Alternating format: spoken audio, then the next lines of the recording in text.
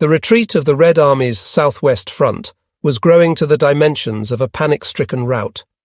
Stalin's Marshal Budyonny, whom the Bolsheviks had showered with glory for his exploits in the Civil War, was showing himself to be amateurish and incompetent, a bungler and loser of battles, like his colleague in the north, Marshal Timoshenko, commander of the Russian Central Army Group. Next morning found us already on the outskirts of Kherson. A tremendous enemy artillery barrage was in progress, supported by naval guns of the Black Sea Fleet, but they were dropping their shells too far to the left and doing us little or no damage. A train was in the station laden with Soviet T-34 tanks, destined never to go into action. Our commander was still undecided whether to attack. Several fires were raging in the town, and we heard the frequent roar of exploding ammunition dumps. Finally, the young liaison officer from Styria received orders to reconnoitre the portion of the town nearest to us. He called me on the field phone.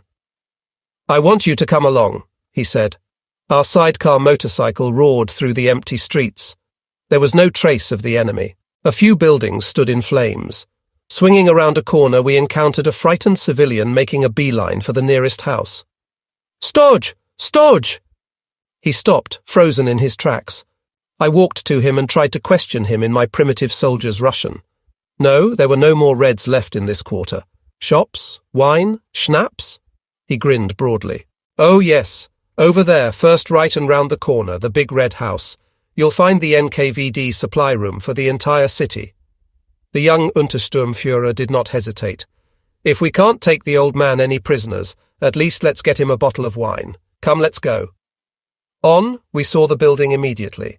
Its driveway was open and we rode straight in, and our hearts almost stopped.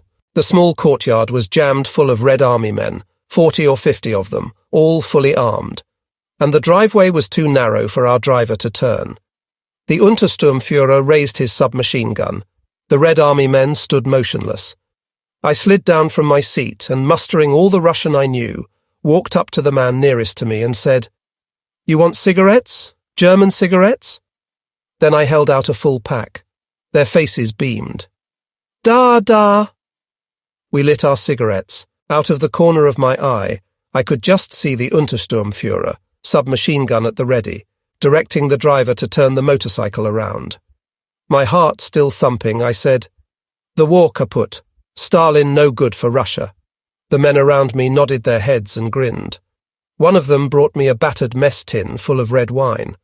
I drank some and took the rest to the Untersturmführer, who sampled it. "Good God," he said, laughing, now quite calm. "Where the devil did that come from?" I asked my Russian friends, who grinned and pointed to the dark entrance of the basement. After a glance back at my comrades, I followed 3 or 4 Red Army men into the blackness of the cellar with very mixed feelings. A whole mob of them crowded in behind. They struck matches, barely lighting the roomy cellar, which was already knee-deep with wine. I pointed to the smallest of the barrels, whereupon my Russian helpers delightedly rolled it up and out into the daylight. We heaved it on the motorcycle, which creaked and groaned beneath the weight. I barely had time to signal the Red Army men to lay down their arms and to say that we'd be back shortly, when we were racing off again back through the burning streets. The commander barely had time to take the wine when the general order to attack came. A short while later, our men were busily engaged in the happy task of rolling out the NKVD barrels. The Russians who lent them a hand were later attached to our companies and the battalion trains as volunteers. That wine had brought them luck. Kherson was the first real port we had come across in the Soviet Union. All we had seen so far were the villages and small towns we had hurriedly crossed or fought through in the course of operations. A different Russia revealed itself before our eyes there. The population was at first reserved, though invariably friendly, freed from the unbearable pressure of the political commissars who, during the recent past, as their defeat became more obvious, had behaved like raving madmen in the town. It was the many small children who forged the first links between us and the frightened populace. Sugar especially, which even here in the fertile south was almost out of reach of the ordinary citizen, very quickly brought us friends. The girls were friendly, but very proper their approach. My own first acquaintance was with an old woman who, to my surprise, spoke fluent German. She came from one of the German settlements on the Volga. Happy to have found someone with whom I could talk freely, I invited her to come to our billets that evening. She hesitantly agreed. My quarters, which I shared with 2 other men, was an empty room, the previous occupants of which had fled across the Dnieper before our advance. "What should I tell you?" the old woman began with some ceremony after her first cup of tea. "You wouldn't understand anyway. The Russians have always been subject to quite different laws from other people. Nothing is ever left unsaid or unsolved as far as it is in anybody's power to solve it. The Russian must always get to the bottom of everything, get right down to its roots. It was true under the Tsar, and it's true now, if not more so since Lenin translated the dream of liberty, equality, and fraternity into Russian. But since you're so insistent, perhaps the best thing I can do is to tell you a story. As a young girl, I was great friends with a family from Marseille. Its name was Laval.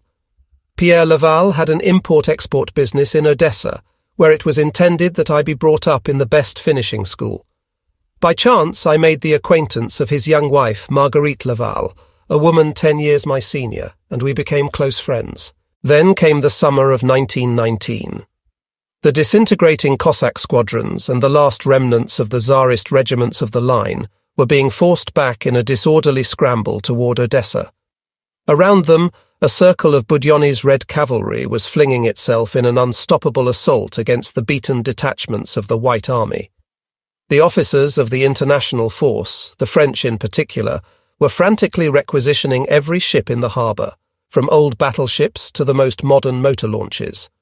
They took coal, fuel, and all the food they could lay their hands on, and then put their men aboard as fast as they could clamber up the gangways. Behind them, the Red artillery was already dropping its shells into Odessa's streets, spurring on the vast horde of White Russians to ever more hasty flight. Soon the men of the Red Army had overcome what little resistance remained, and were storming the last houses of the defeated and desolate city. At that moment, the Cheka terror began its bloody work, and the shootings of the unfortunate victims started. They went on for several days, but the number of counter-revolutionaries who had fled into the city was so vast that even the commissars of the Cheka were helpless in face of the enormous mass of condemned people.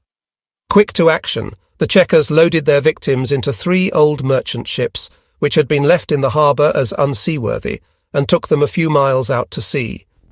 Without trial and without mercy, white officers, priests, Menshevik officials, and anti-red workmen and peasants were tied together in pairs and thrown overboard alive. But the dead bodies remained on the surface and came drifting back to harbour with the tide. So, on the next trip, iron weights were tied to the human bundles before they were pushed in the water. In the general upheaval, Pierre Laval had been left behind in Odessa with his wife and children and had fallen into the hands of the terrorists during the indiscriminate arrests. Laval swore in vain that he had distanced himself from all political affairs and pointed in vain to his French citizenship. Before his family had had time to penetrate to the appropriate commissar, Pierre Laval had been taken on board one of the 3 death ships and tumbled into the sea with the rest. His unhappy wife, Marguerite, did not rest until she was received at the Red Police Commissariat. The Soviet government was embarrassed by the blunder that had been made, and Marguerite Laval quickly received permission from the senior Cheka officers to recover her husband's body. This was made easier by the fact that Laval had been wearing a white linen suit at the time of his murder. It was a brilliant late summer morning.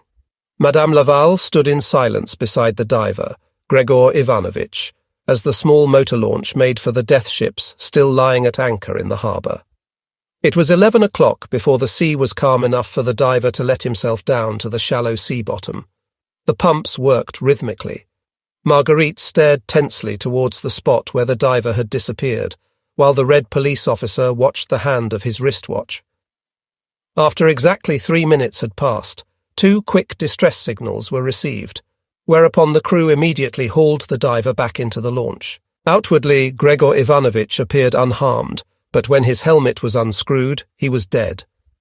The crew of the boat stood speechless round his body.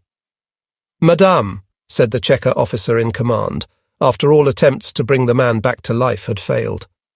"An unforeseen accident, you see. We have complied with your request, and there is no more I can do." But isn't there another diver on board?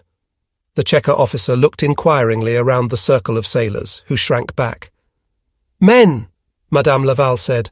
There's 10,000 rubles for the man who brings me back my husband's body. 10,000 rubles, the whisper went round. 10,000 rubles. Quick, said the Cheka officer. The French woman keeps her ices. Prom the fireman watched with a rigid face as the diving suit was being dragged off the dead man's body. Then, without a word, he had it slipped on himself and went overboard. The ripples receded in widening circles, and the line of air bubbles showed plainly the firm course that the new diver was taking towards the spot where the previous day's bodies were known to be. Again, the French woman fastened her gaze on the sea, and again the Cheka officer checked the passing minutes. A desperate pull on the alarm rope broke the tension. All hands grasped the rope and pulled in the fireman, whose arms beat the air crazily as he was hauled aboard. When, after some difficulty, his helmet was unbuckled, blood and saliva were seen to be running from his mouth and nose. He looked wildly around. "What's the matter?" the Cheka man shouted angrily. "Have you gone mad?" 10,000 rubles, the Georgian screamed. "There are 10,000 bodies walking across the sea bottom. Priests, bourgeois, generals, soldiers." He began to scream and rave and beat the air. It took a long time to calm him down. "Have you heard, comrade? There's a man in the hospital who's seen them." "Seen whom?" "The dead men," said the woman as she emerged from the bread distribution point, clutching the loaf she had secured in the scramble ever closer to her chest. "And the priest is standing upright among them, with his hair on end and his arms held high, cursing us and the city. Standing, did you hear, the dead are coming upright across the sea bottom." The news of the assembly of the dead flew from house to house, leaked into the Red Army barracks, into the cells of those condemned to die, out into the narrow, crooked lanes and hunger slums of Odessa's proletariat. By the evening, the first threats against the Red leaders were flying through the town. Next morning, a strike and mutiny broke out in the port. Comrade General Commissar of the Cheka rushed down in his car. "Dead is dead, you fools!" he shouted in a fury at the excited crowds. "The bodies are standing up because the iron is holding their feet down, and because all bodies try to come to the surface after 3 days. Get back to work, comrades." "The dead are cursing you!" screamed the high voice of a woman. "The dead have bewitched our city and us and our children." "And you bastards!" the crowd roared. Comrade General Commissar disappeared behind the rifle barrels of the Cheka. "Clear the street, or—" Stones were thrown and the crowd showed no sign of going away. He lifted his leather-gloved hand. When the smoke had drifted away into the narrow, high-walled, sharp-angled streets of the harbour, the square was empty. Comrade General Commissar stepped hurriedly over the bodies on the pavement towards his car. We were silent. The old woman emptied her cup, also remaining silent. "We are going to liberate the Russian people," I said quickly. "Liberate them from the red slavery and the senselessness of the life they're leading now." The old woman smiled enigmatically. "My last husband was a Menshevik before we married. He also dreamt that one day the Russian people would be saved. Every Russian dreams it, whatever his opinions or feelings. Yet in his troubled days my husband went through the same events as we had seen around us, the same shootings, hangings and deportations. And now, after 20 long years of forced labour, he too has died without having seen his dream realised, while the shooting, hanging and deporting goes on. We shall save the Russian people, I repeated stubbornly and with some agitation. The old woman stood up. Allow me to thank you, young soldiers, for being kind to an old woman. And now, before I go, I shall tell you a great truth. The Russian people will not be saved by the man with the bigger cannons and with the greater soul. Gun, but by the man. The rest of us sat on round the big samovar into the night. Next morning it became clear that there was an enemy observation post somewhere in the city. Shells rained down accurately from the Black Sea Fleet, and from artillery batteries on the big islands in the Dnieper on the buildings housing German headquarters elements. Houses were divided into groups and searched.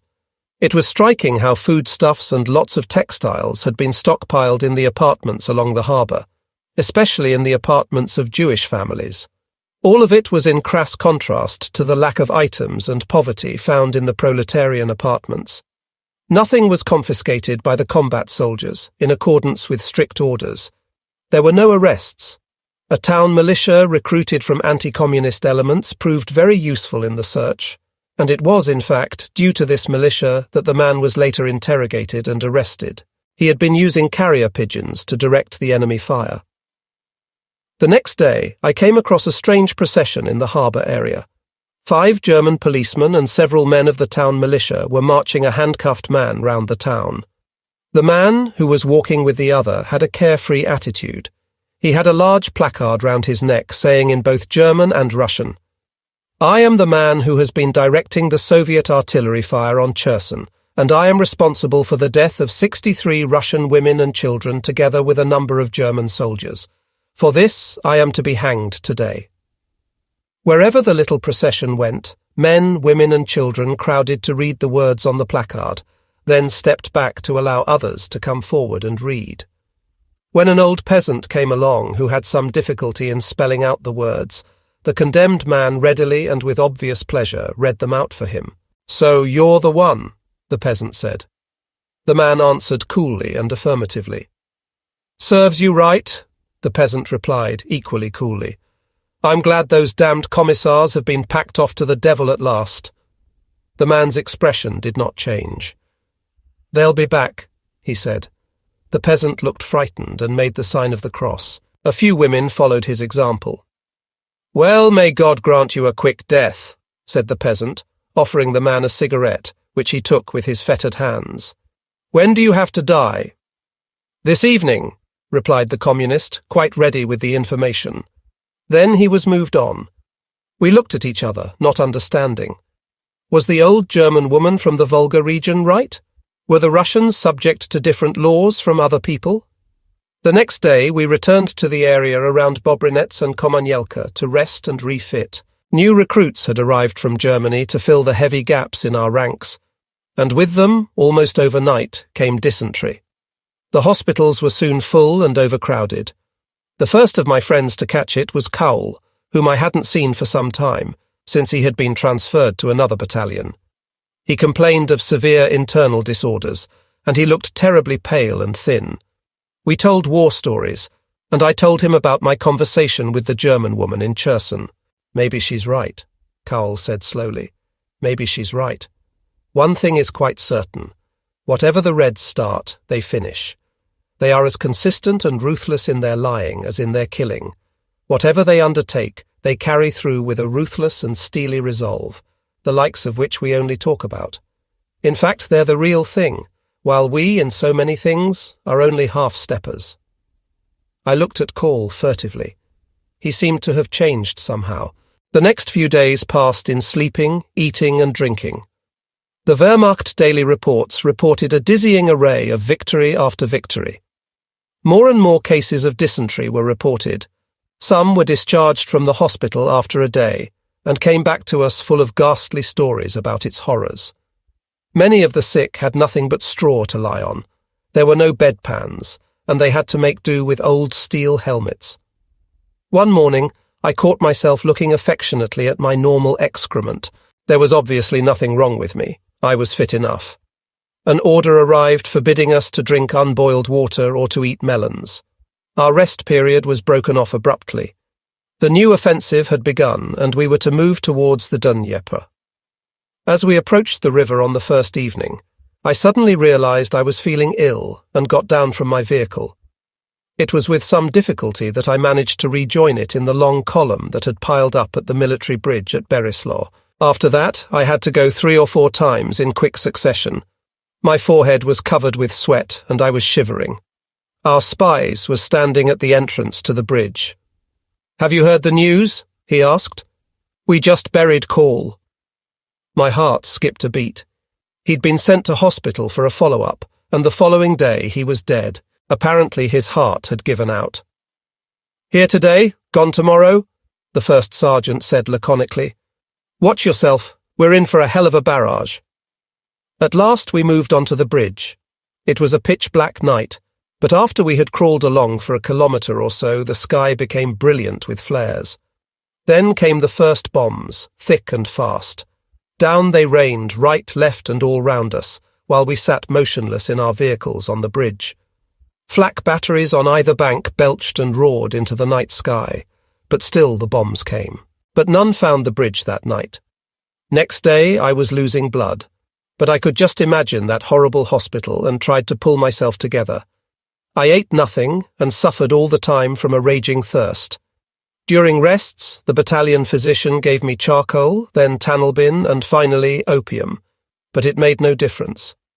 Fortunately, there was practically no fighting, as the enemy was in wild flight before us. By the end of the week, I was so limp that I could barely stand. Then, in the midst of my days, I received orders. Take a squad of men in a Kubelwagen and 2 dispatch riders and reconnoitre the road ahead. It was all I could do to follow the officer's hand on the map. You're to get as far as these 2 villages. We moved out into a sunshine-filled day, moved and moved. The road led through fertile countryside, with vineyards climbing up the sides of the sandy dunes on the right. The men peered uncomfortably around them into the tall fields of grain in which whole companies could have hidden themselves. I couldn't have cared less. If only those damned villages would come, and then, at last, rest again and sleep. Then the first thatched roofs of Bolshekopani showed through the green foliage of the fruit trees. We approached the village with utmost caution. My knees weak and trembling, I dismounted and spoke to a young girl who was standing there. Not saying a word, she shook her head, no matter what I asked, obviously a young communist. I turned away in a fury and left her where she stood. The woman, who had appeared at the door of the house across the way in the meantime, readily supplied information. The last Red Army men had moved through the village 3 hours earlier. They went that way, she said, her hand pointing to the horizon. We moved slowly through the village. Men and women brought us milk and melons. I looked away. It was more than I could bear to see people drink. The ripening harvest received us again. Vineyards, orchards, fields of tall grain. And then the second village appeared. When we rode in, more precipitously than I should have permitted, we found the place swarming with Red Army men. The dispatch rider behind heard the screech of our brakes, saw the first batch of brown uniforms, turned like a flash, and was gone. The second followed close behind him. In a cold fear, I dismounted, and the machine gunner beside me slowly raised the barrel of his weapon. At that moment, a tall Ukrainian walked up to us. "Wujna kaput, the war's over." Then kaput he complained that the peasants were refusing to provide food for his hungry men. I had all rifles, machine guns and mortars collected into a pile, and then sent for the village elder. There was none. "All right then, you're it," and I pointed to an old man. He was flattered and smiled. As it happened, I had picked the right man. He had done 5 years forced labour for refusing to join the collective farm, and had a very healthy hatred of the Bolsheviks. There was soon food for our hungry prisoners. Before very much longer, the whole battalion came racing up, expecting to find nothing but our bodies. Everyone was happy to discover that we had come to no harm. On the next day, it had been 2 weeks since my amoebic dysentery had started. "Now I'm going to try something really special," the battalion physician said. "Castor oil and in good-sized doses. That'll do the trick." "You'll be all right if you can stand it, chum," the Unterscharführer whispered. He was the battalion's senior medic. "If you can't, you've had it. Come and see me afterwards. I'll give you something." And give me something he did, a whole bottle of gin, but not too rough. On his advice, I drank the whole lot at one go, promptly sinking into a stupor-like sleep which lasted many hours. When I awoke, I was already feeling much better. For a few days, I ate nothing but dry bread and biscuits, and then I was all right again. A horse cure, perhaps, but apparently the amoeba found the gin less to their liking than I did. In front of Chulakalka, Ivan had dug himself in again along an extended swell in the ground. We attacked, but since the artillery had not come up and there were no signs of any armour, we had to call it off after a few hours. Towards evening, 4 women came in and asked to see the commander. They told him that in their village a woman had suddenly reappeared, who was not only a commissar herself, but had always cooked for the higher-ranking commissars. The woman was picked up and questioned. She would not talk except to say that she had only done the cooking because she had been asked to. Apart from that, she knew nothing. The other women were brought in and they were put face to face, the result being uproar. The commander was furious and finally had the female commissar put behind bars for the night. That evening, a couple of deserters came in, 2 fully armed Russian seamen hailing from Odessa. They had had enough. Just to be sure, the commander decided to lock them away as well, and he had them put in with the woman commissar. Next morning, the 2 sailors reported. One of them, who was an unpleasant type, tattooed all over and obviously a skirt chaser, protested that he was not going to be insulted by the likes of this woman. She had been giving him hell for going over to the enemy and betraying his country. "Does your country mean so little to you that you would betray it?" she had asked. I heard the whole story afterwards from the interpreter. So the woman was brought in and questioned again. She guessed what she was in for and became insolent. That finally settled her fate. The execution squad was to be formed by the company runners, but we had all vanished in a flash. Willing volunteers were found from some supply personnel who had just come up with ammunition and rations.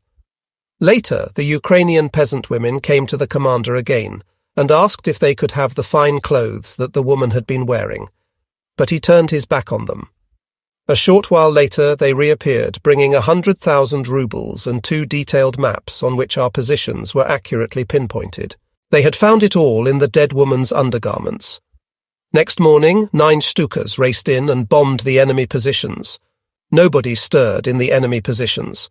However, the moment the Stukas had gone, a well-placed artillery barrage fell on our lines. A battery of 105s finally arrived in the afternoon, after which we resumed our attack and ejected the enemy. At that point, we were off again along the great Dnieper Peninsula, heading for the sea. Once again, my vehicle was out in front, reconnoitering. But I was not alone this time. The party had been joined by the liaison officer and an interpreter. As before, there were 2 dispatch riders spaced out behind our Kubelwagen. The vegetation grew dense.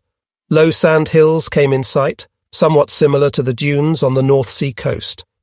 Between them, narrow hedgerows came right up to the sandy road. Elsewhere, there were tall fields of millet and grain, and even small woods. Death could have been hidden anywhere, and each moment could have been our last. Our rifles had been loaded and ready to fire for some time. Then the first houses appeared, and we asked an old woman if there were enemy forces there. She shook her head. Nima, gone long ago, a good 4 hours. Red devils. The village was clear of the enemy. One of the dispatch riders rode off back to report, while we moved on, deeper into the unknown. The country turned even denser, and the woods came right up to the road.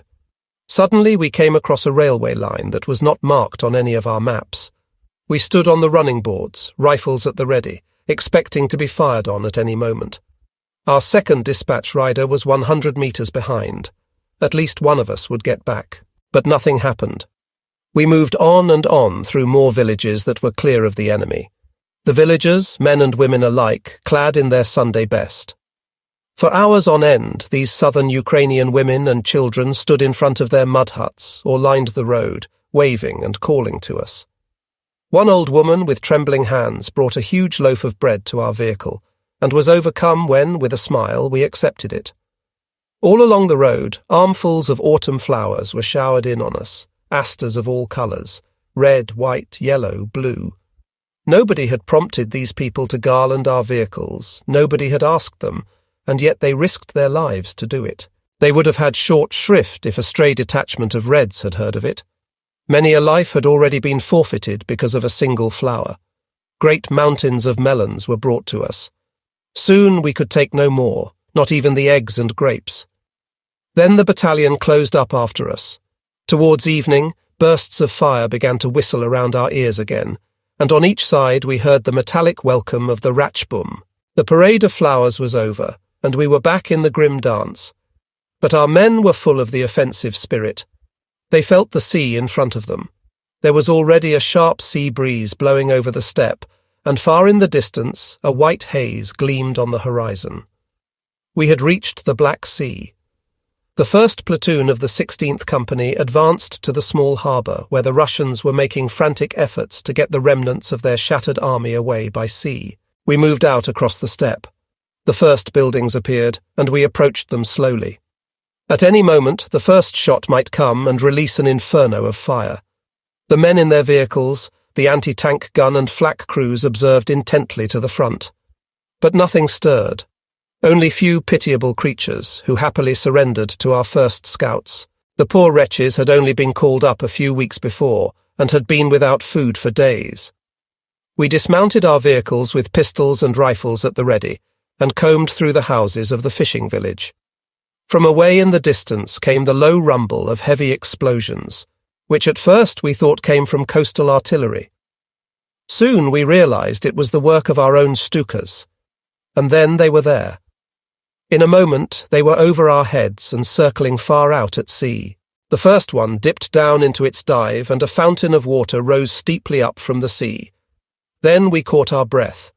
There was a roar like thunder, and iron plates, planks, machines, and men were hurled in the air. A direct hit on a Soviet warship. Slowly the crackle of ammunition died away, and it was all over. The Stuka swooped twice, and death remained the victor over men, science, and machines. Hard by the gutted landing drifted the smouldering remains of a wrecked sailing craft. A few 100 meters further out, the red-hot hulk of a steamer spewed a rain of sparks into the evening sky. From still further out on the high sea, we heard the recurrent boom of heavy explosions. They tried time and again, a villager told us, to get their troops away to the open sea, but he waved his hand at the many masts and the burning hulks. None of them got through. The beach down to the water's edge was littered with abandoned trucks, and there were even a few guns. Without wasting any time, our forces started securing the coastline. Artillery came up and patrols cleaned up the whole area. The last scattered Soviets who had missed the bus gave themselves up without resistance. Some time later, I strolled through the village with one of our young recruits to take a look at the primitive nets and fishing tackle. On our way, we came across an abandoned Russian gun concealed in the yard of a small fisherman's hut. Inquisitive as all soldiers are when they get strange weapons in their hands, the recruit fumbled round, which was completely intact, even down to the breech, the gun block. A big command car was just coming up the road into the village. I looked closer and saw that it was the battalion commander. At that moment, there was an ear-splitting crash beside me. The Russians had left a round in the chamber, which the young comrade had managed to fire in his fumbling. But the noise from the road was worse, much worse. The shell had landed a few meters in front of the commander's car and showered it with earth and shrapnel. It was nothing short of a miracle that nobody was hurt. In less time than it takes to tell, the two of us were round the next corner and had disappeared into the excited throng. The investigations initiated by the commander lasted 2 whole days, but both of us kept our traps shut. It was only when we saw each other that we would wink knowingly. In the meantime, night had come. Dusk had slowly crept out across the steppe and overtaken us here by the sea. All was silence and peace where we were, save for the fiery glare which came in from the sea. Our mission in this area had been accomplished, and word came round that we were to move to the Crimea, where some of the division's armoured elements were already said to be fighting hard at Perekop among the Tartar ditch. Nothing came of it, however, and we pushed on instead along the Black Sea, past the weakly defended town of Melitopol, on to Mariupol. The next day, a bitter struggle raged for the possession of an endless field of sunflowers. The sunflowers were all aglow with the rich yellow of early ripeness. Now it was over, and the sun, grown gentler in the thunder of battle, was spinning its misty threads out from the blackthorn hedge, where we had moved out that morning, out to the golden sea of sunflowers. The glare of burning villages was deepening. It was almost evening. The first crimson rays of sunset broke on the tawny seed shields over our heads. A bird took a last quick peck at nature's rich bounty. Then its fluttering wings faded in the distance, and we were left alone with the wind and the waving sunflowers. We were glad it was quiet. Whenever we heard the first shots of battle whip across the field, the first shells begin to burst. The same old fever still gripped at our senses. Long forgotten was the terror of our first baptism of fire. Things had to be bad indeed to worry us. Yet the first shot never failed to cast its spell, a spell that opened for us the gates into darkness and brought the last revelation to tangible reality. And just as we desired that first shot in the upcoming fight, the quiet of the evening embraced us with its secrets and shelter. The day was over. Nothing was heard but the rustle of foliage, bending in the wind all over the huge field. Here, there, and far below, in fact, as far as the vast field that we had taken went. We had found shelter in the enemy's holes and trenches, folded deep in the maternal care of the heavy Ukrainian soil. Around us, on every side, was the forgotten debris of battle, a litter of hand grenades, steel helmets and gas masks. The enemy dead were curled up in holes and swells in the ground, wherever our assault had reached them. This heavy Maxim had been silenced. Its crew had surrendered, despite the threats and pistols of the commissars.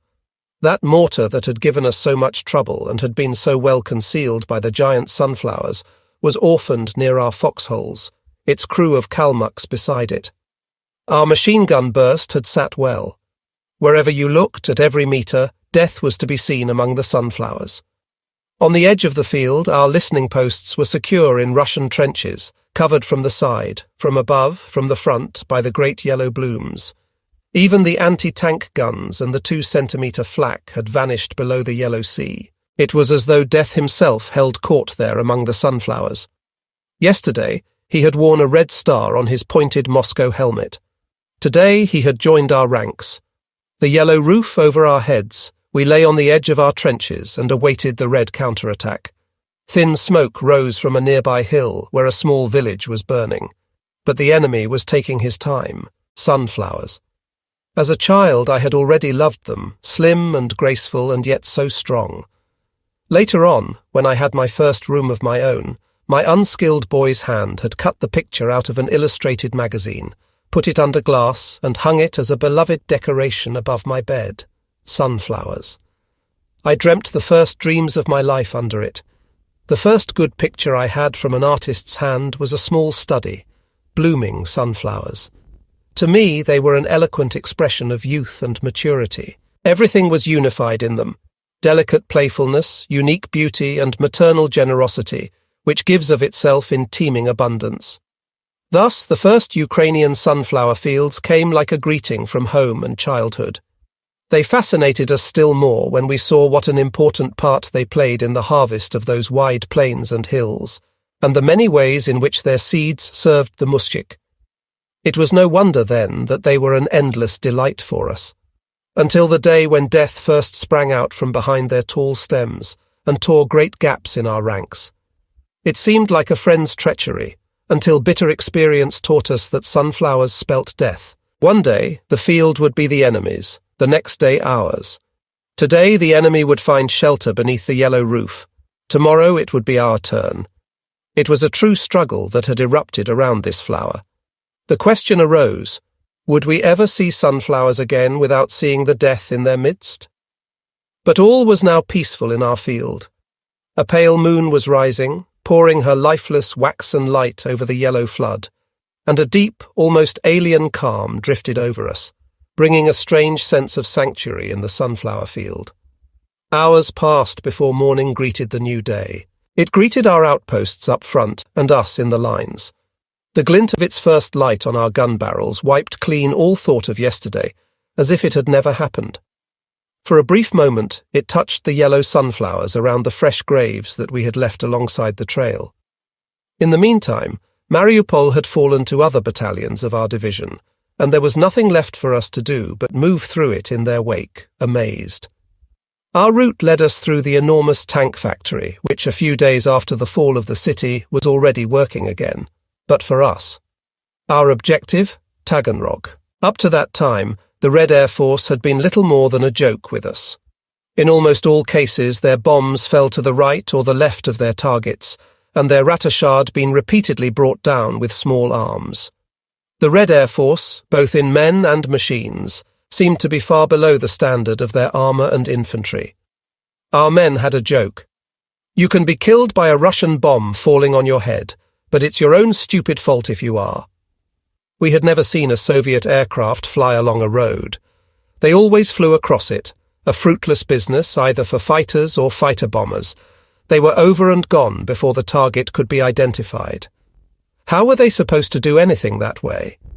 But it was another story on the road from Mariupol to Taganrog, where the Red Air Force gave us a most unpleasant reminder of its existence. From dawn to dusk, without intermission, our lead columns were under continuous attack by hundreds of aircraft. Hour by hour throughout the day, the crash and roar of bombs hammered against our ears. Every few minutes during the night, bombs were scattered as if from a giant shovel on our resting columns.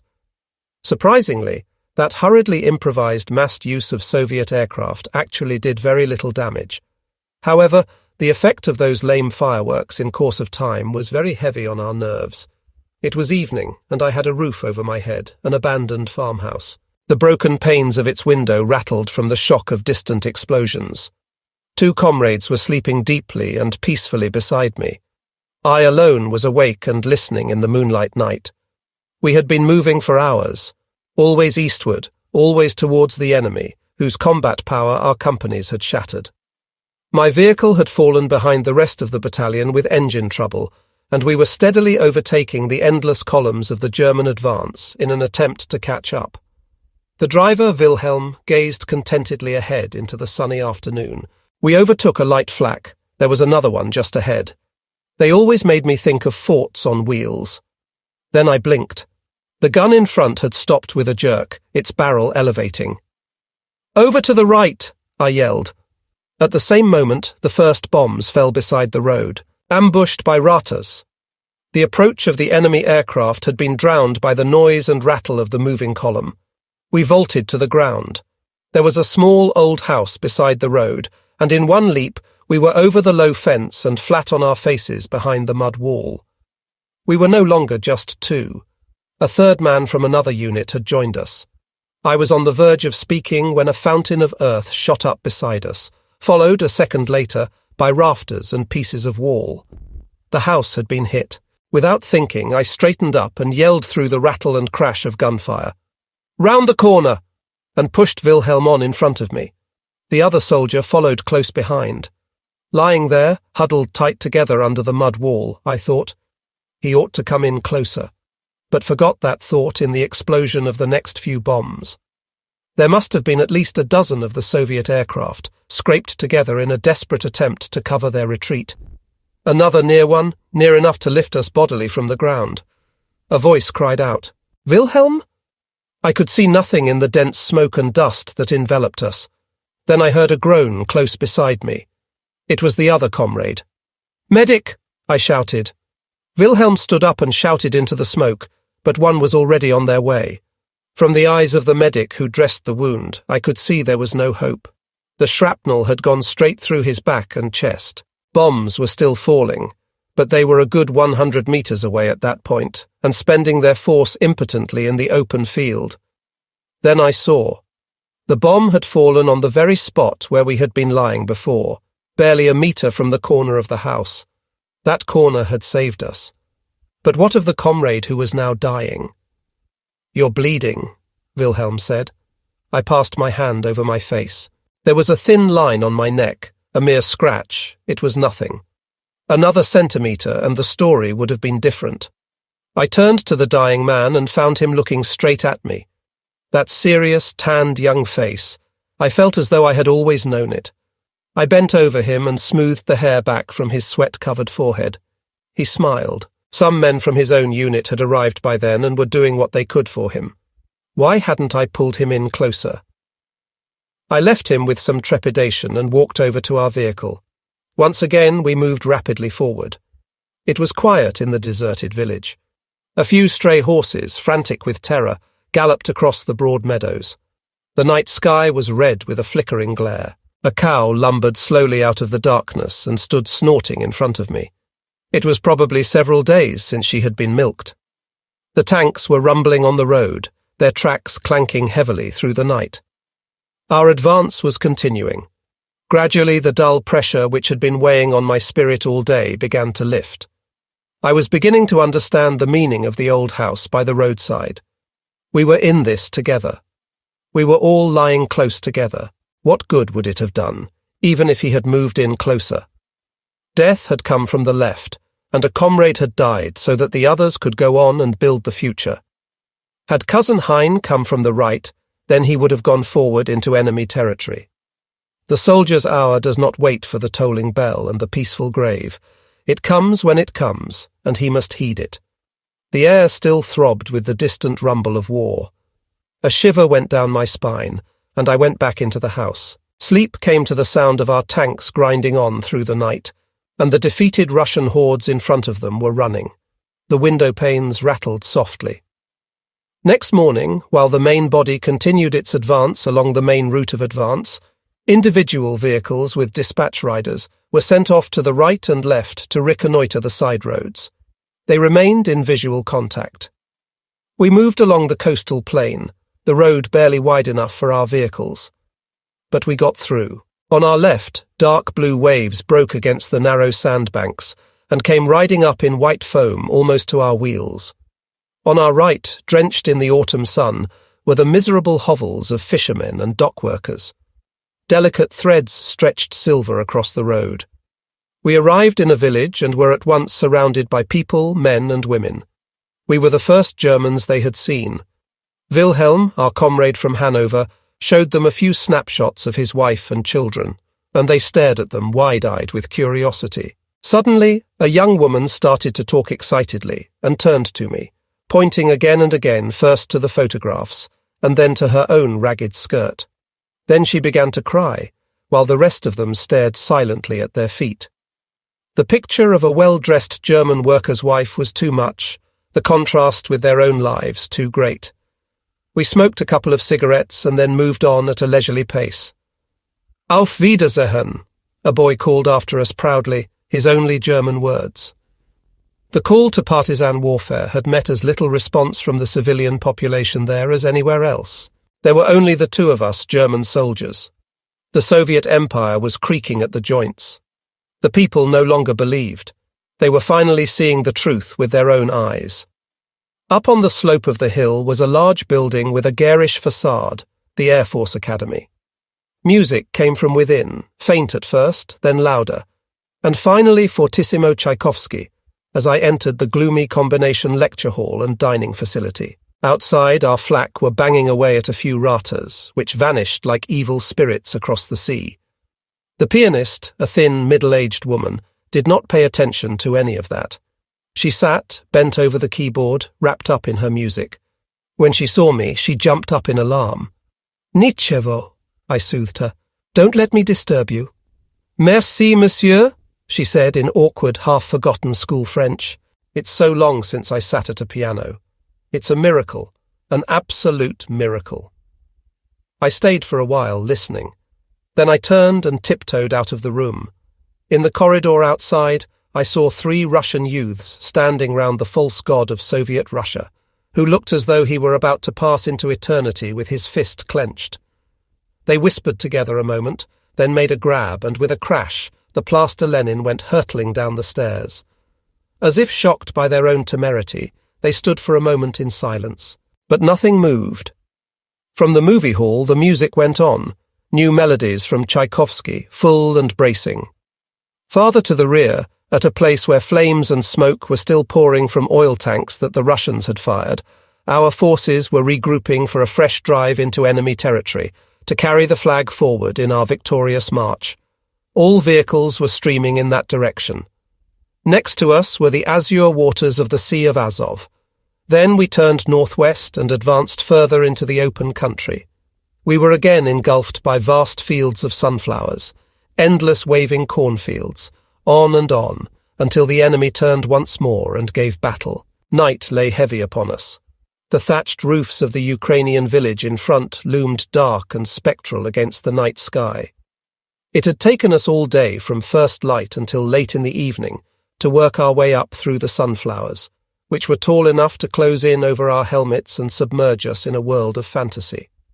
Again and again, your comrades to the right and left vanished in the tangle of foliage, leaving you alone with the enemy, who was everywhere and nowhere. The Siberians were tough fighters who disdained death. Many men, ours and theirs, lay in the broad field, wreathed in a final splendor by the yellow heads of the sunflowers. It was evening before resistance died down. For a while, single, individual rounds whipped across the field. Then all was deathly still. Even the moans of the wounded had ceased. We were 30 meters or so from the nearest house, of which no more than the merest outline could still be distinguished in the darkness. An open door was creaking in the evening breeze, and we jumped each time we heard it, even though we had long realized that the house had been abandoned, and the person who had left the door open in his haste was gone with the four winds.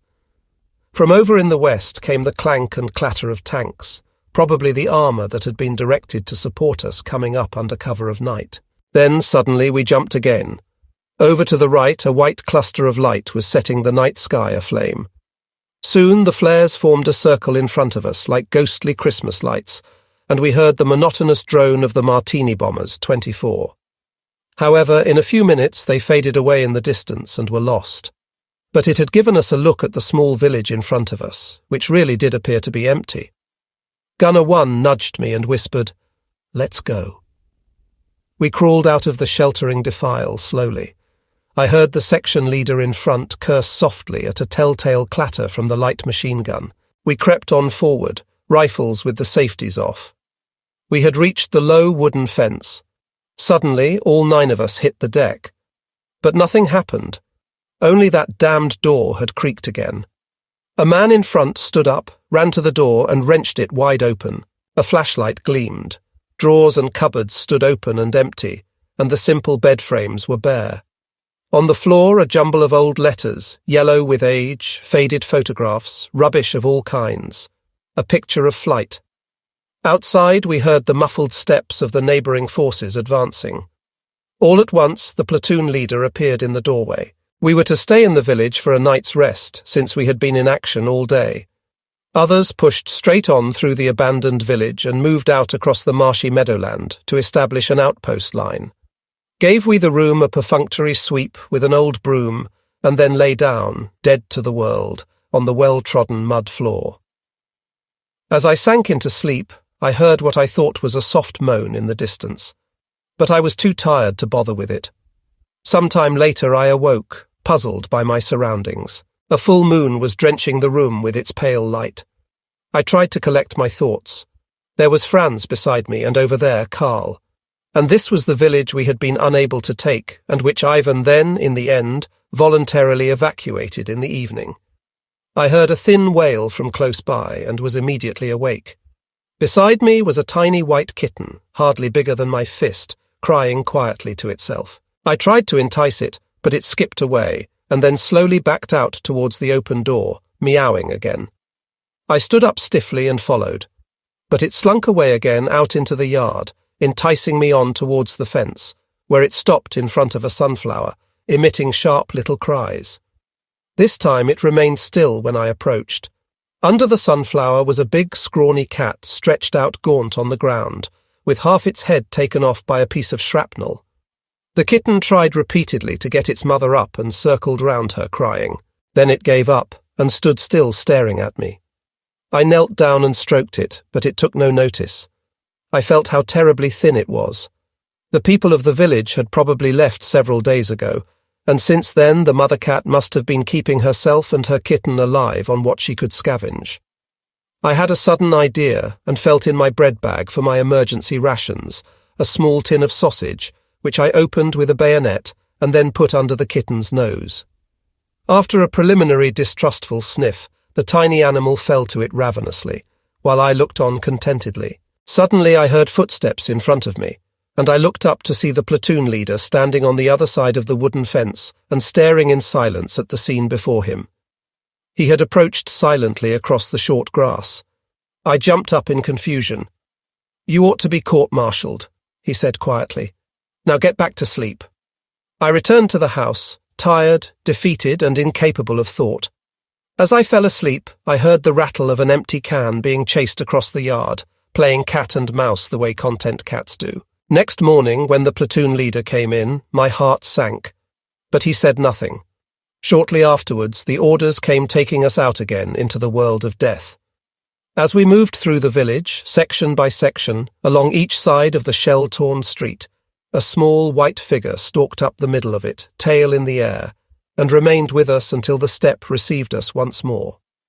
The hour before the attack was always quiet, almost peaceful, though lacking the inward contentment by which alone peace allows happiness. That was because behind each minute death was lurking somewhere out in the endless grain fields or sunflowers. The 18th Company of the 4th Battalion had received orders to attack. In a few minutes the silence would be shattered, and the rousing cheer of our men wrest yet another victory from the puppets of the Red Star. At the last moment, with the intuition of the doomed, a Bolshevist battery dropped a withering barrage on the very sector that the 18th Company was holding. One machine gun crew was rubbed out. Swearing hard, the company commander, an Obersturmführer, pulled a piece of shrapnel out of his leg with his bare hands. Then he stood up and began to hobble forward. The 18th Company's attack had started. It was met by an inferno of fire. From the shelter of their deep trenches, as tall as a man, the Soviets showered the attacking company with everything they had. Here and there a brave man staggered, but soon they were scorning all cover and standing erect above the waving grain, which provided the enemy with such excellent camouflage. Wherever a Bolshevik helmet appeared above the yellow sea, German rifles cracked. It was more like a rat hunt than a battle, except that the quarry also held rifles. Our men literally stood face to face with death in the cornfield. In the middle of it all, one of the Soviets stood up and waved a German helmet. "They're giving up! They're cracking!" the men shouted and began to advance with their rifles dropped. But the Obersturmführer was on his toes. "Keep down!" he called and hobbled forward towards the would-be deserter. At that moment, 2 Russian machine guns opened up on the men diving for cover. Roused to fury by this trick, our men drove the attack relentlessly forward, ever closer to the cunning enemy. A bitter struggle developed, man against man, between the Germans standing upright among the grain and the Soviets crouching at bay in their holes and firing until they ran out of ammunition. At the right moment, 2 assault guns arrived in the 18th sector and carried the attack, which was being conducted with unheard-of fury, farther forward. One man was severely wounded in the chest. His Untersturmführer saw it and immediately dropped beside him, tore open his field dressing and started to bind up the wound. He had barely begun when he was spotted by a lurking Red Army bandit and shot through the head in the middle of his act of mercy. Our enraged men gave way neither to the enemy's murderous fire nor to his treacherous cunning. Before long, the hill was in our hands. One of our men waved to a Russian, whom he saw cautiously getting to his feet in the grain, to come over and surrender. The Red Army man smiled in a friendly manner, came a few steps closer, and then, with a quick movement, pulled out a hand grenade he had been concealing, and threw it at the surprised German, who, fortunately, had the presence of mind to throw himself flat on the ground in the grain. A comrade saw it happen, and fired at the cowardly Russian, but only wounded him. Then the first man beckoned to him again to come over and give himself up. But he smiled nervously, pulled out another grenade and put it under his chin, whereupon he blew himself up. Later, we were told by some prisoners that this man was the last surviving commissar of the regiment, which we had defeated so decisively in the fighting of the past 2 days. But not all political commissars were so pig-headed, nor yet served their masters so abjectly as that fanatic. On several occasions, our men had come across suitcases containing complete civilian outfits, down to shirts, shoes, ties, and even cloth caps.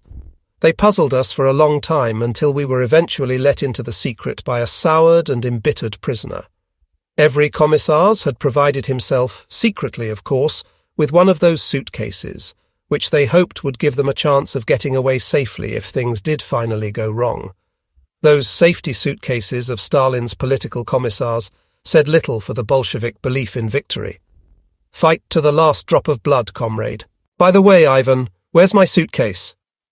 Brilliant sunshine beat down on Hill 180, and the grain bowed low in the morning breeze. The 18th's attack had continued, and now it was standing guard on the river to prevent the enemy from finding a hole in the deadly noose around him. It seemed hard to believe that only yesterday death had marched through this same grain field. Asterisk, asterisk, asterisk. We reached the Mius and were engaged in violent hand-to-hand fighting for a village, which the Russians were defending with unbelievable tenacity.